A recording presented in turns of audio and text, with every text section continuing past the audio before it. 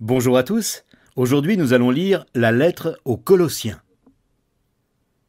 Paul, apôtre de Jésus-Christ, par la volonté de Dieu, et le frère Timothée saluent ceux qui, à Colosse, appartiennent à Dieu par leur union avec le Christ et qui sont nos fidèles frères en lui. Que Dieu, notre Père, vous accorde la grâce et la paix. Nous exprimons constamment à Dieu, le Père de notre Seigneur Jésus-Christ, notre reconnaissance à votre sujet dans nos prières pour vous. En effet, nous avons entendu parler de votre foi dans le Christ Jésus et de votre amour pour tous ceux qui appartiennent à Dieu. Cette foi et cet amour se fondent sur ce qui fait votre espérance et que Dieu vous réserve dans les cieux.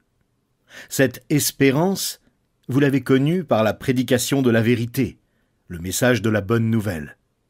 Car cette bonne nouvelle est parvenue jusqu'à vous, comme elle est aussi présente dans le monde entier où elle porte du fruit, et va de progrès en progrès, ce qui est également le cas parmi vous, depuis le jour où vous avez reçu et reconnu la grâce de Dieu dans toute sa vérité. C'est Épaphras, notre cher ami et collaborateur, qui vous en a instruit. Il est un fidèle serviteur du Christ auprès de vous, et il nous a appris quel amour l'Esprit vous inspire.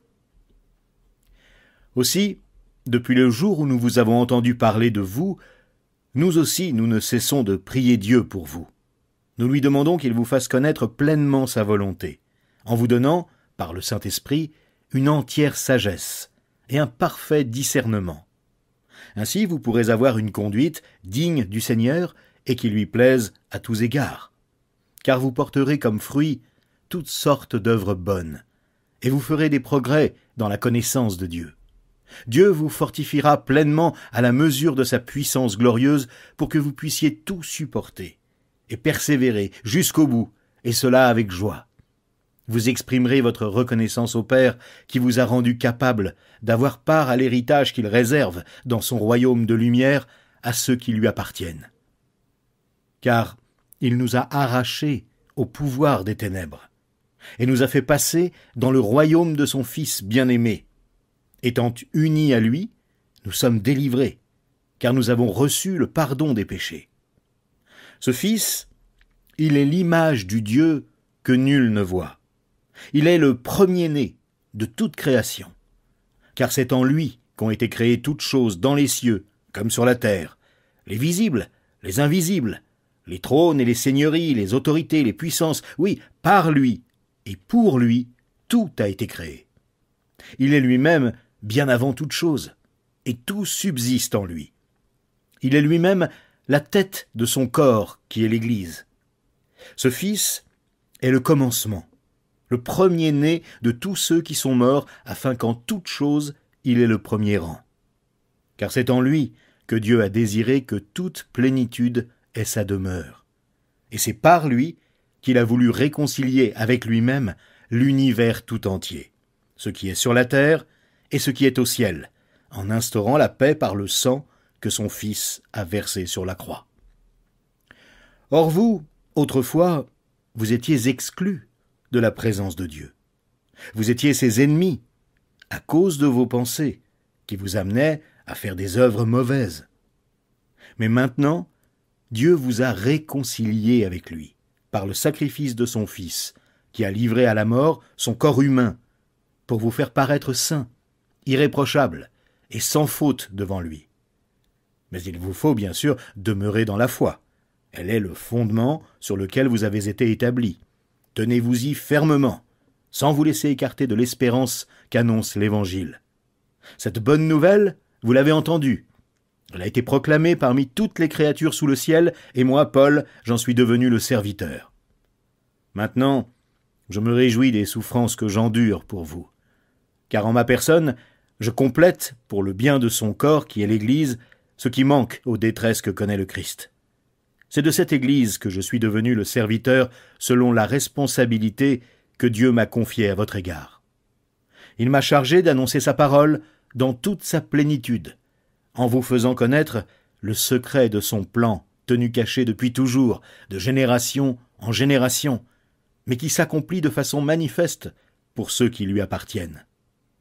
Car Dieu a voulu leur faire connaître quelle est la glorieuse richesse que renferme le secret de son plan pour les non-juifs. Et voici ce secret. Le Christ est en vous, lui en qui se concentre l'espérance de la gloire à venir. C'est ce Christ que nous annonçons, en avertissant et en enseignant tout homme avec toute la sagesse possible, afin de faire paraître devant Dieu tout homme parvenu à l'état d'adulte dans son union avec le Christ. Voilà pourquoi je travaille et je combats par la force du Christ qui agit puissamment en moi. Je tiens en effet à ce que vous sachiez combien rude est le combat que je livre pour vous et pour les frères qui sont à Laodicée, comme pour tous ceux qui ne m'ont jamais vu personnellement. Je combats pour eux, afin qu'ils soient encouragés, et que, unis par l'amour, ils accèdent ensemble, en toute sa richesse, à la certitude que donne la compréhension du secret de Dieu, à la pleine connaissance de ce secret, c'est-à-dire du Christ. En lui se trouvent cachés tous les trésors de la sagesse et de la connaissance. J'affirme cela afin que personne ne vous égare par des discours séduisants, car même si je suis physiquement absent, je suis avec vous par la pensée, et c'est une joie pour moi de constater l'ordre qui règne parmi vous et la fermeté de votre foi en Christ. Aussi, puisque vous avez reçu le Christ, Jésus le Seigneur, comportez-vous comme des gens unis à lui.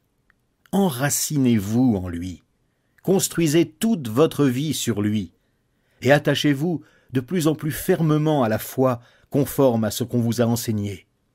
Agissez ainsi en adressant à Dieu de nombreuses prières de reconnaissance. Veillez à ce que personne ne vous prenne au piège de la recherche d'une sagesse qui n'est que tromperie et illusion, qui se fonde sur des traditions toutes humaines, sur les principes élémentaires qui régissent la vie dans ce monde, mais non sur le Christ.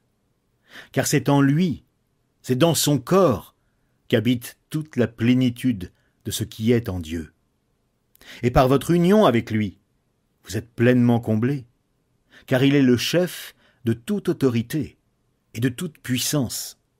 C'est aussi dans l'union avec lui que vous avez été circoncis, non d'une circoncision opérée par les hommes, mais de la circoncision que demande le Christ, et qui consiste à être dépouillé de ce qui fait l'homme livré à lui-même.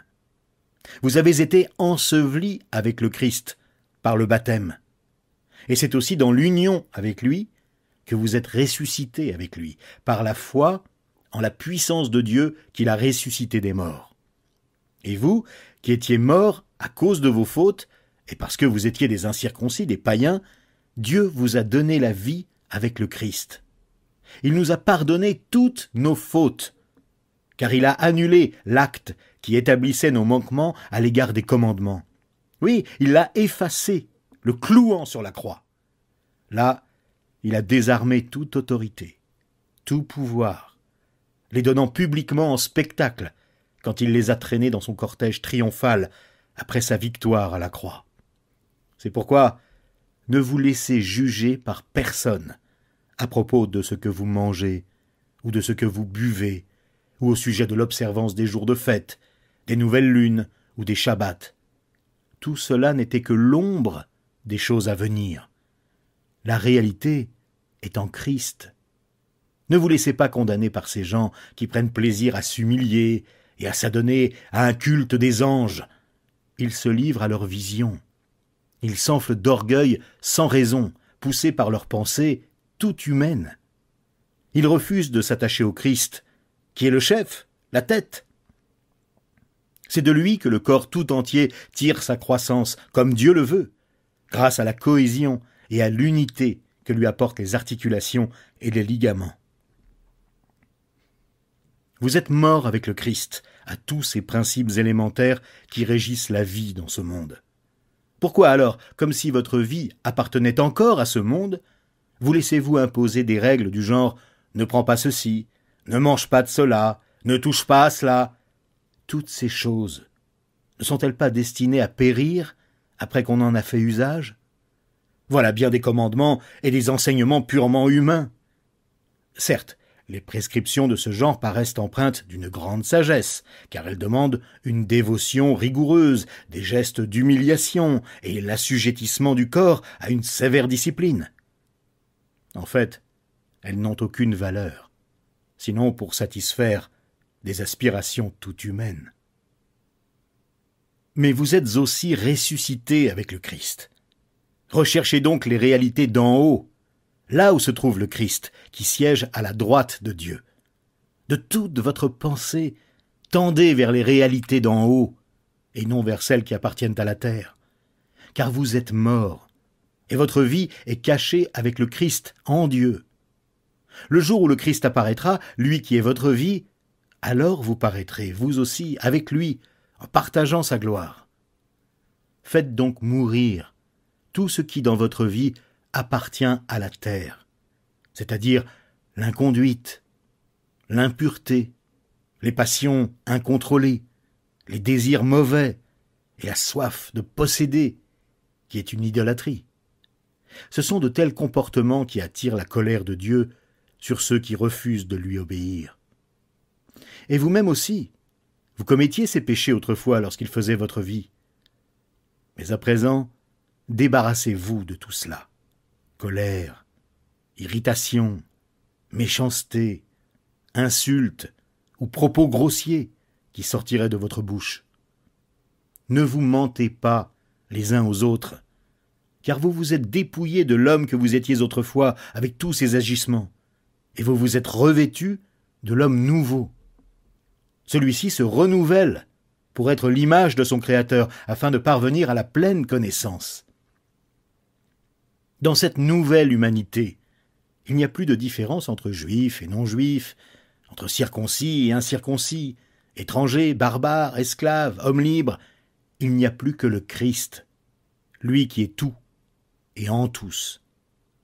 Ainsi, puisque Dieu vous a choisi pour lui appartenir et qu'il vous aime, revêtez-vous d'ardente bonté, de bienveillance, d'humilité, de douceur, de patience. Supportez-vous les uns les autres. Et si l'un de vous a quelque chose à reprocher à un autre, pardonnez-vous mutuellement. Le Seigneur vous a pardonné. Vous aussi pardonnez-vous de la même manière. Et par-dessus tout cela, revêtez-vous de l'amour, qui est le lien par excellence. Que la paix instaurée par le Christ gouverne vos décisions, car c'est à cette paix que Dieu vous a appelé pour former un seul corps. Soyez reconnaissants. Que la parole du Christ réside au milieu de vous dans toute sa richesse. Qu'elle vous inspire une pleine sagesse pour vous instruire et vous avertir les uns les autres, ou pour chanter à Dieu de tout votre cœur des psaumes, des hymnes et des cantiques inspirés par l'Esprit, afin d'exprimer votre reconnaissance à Dieu.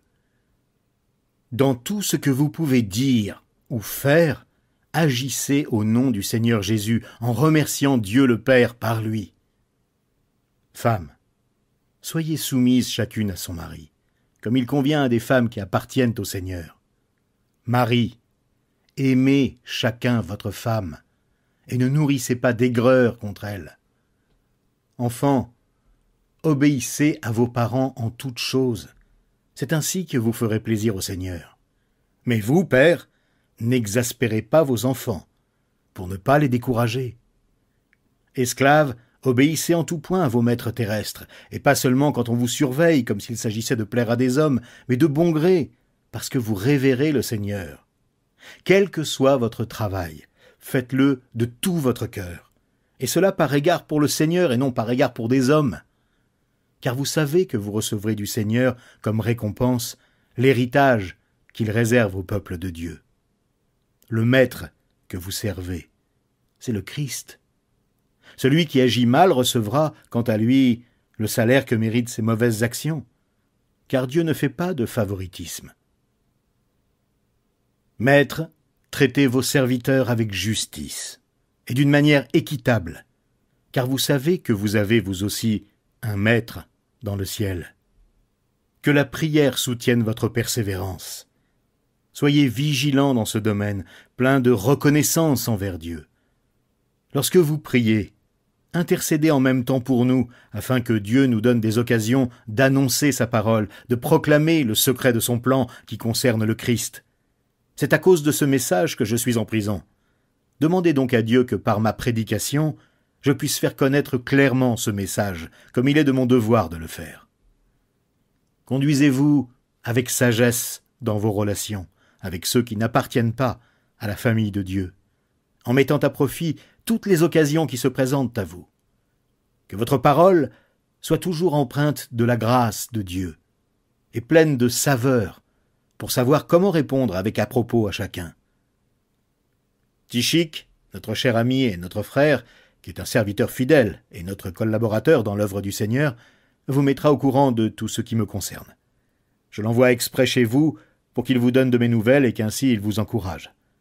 J'envoie avec lui Onésime, notre cher et fidèle frère, qui est l'un des vôtres. Ils vous mettront au courant de tout ce qui se passe ici.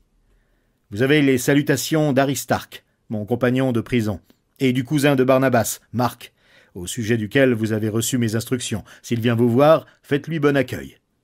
Jésus, encore appelé Justus, vous salue également. Ces hommes sont les seuls croyants d'origine juive qui travaillent avec moi pour le royaume de Dieu. Ils ont été pour moi un encouragement. Épaphras, qui est aussi l'un des vôtres, vous envoie également ses salutations. En serviteur de Jésus-Christ, il combat sans cesse pour vous dans ses prières, pour que vous teniez bon, comme des adultes dans la foi, prêts à accomplir pleinement la volonté de Dieu. Je lui rends ce témoignage. Il se dépense beaucoup pour vous, ainsi que pour ceux de Laodicée et de Hiérapolis.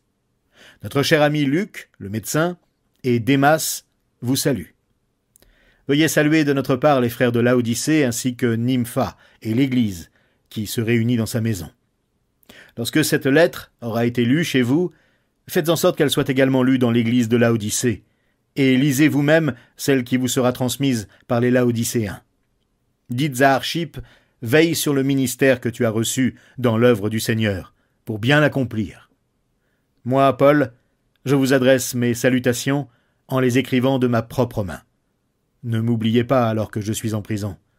Que la grâce de Dieu soit avec vous.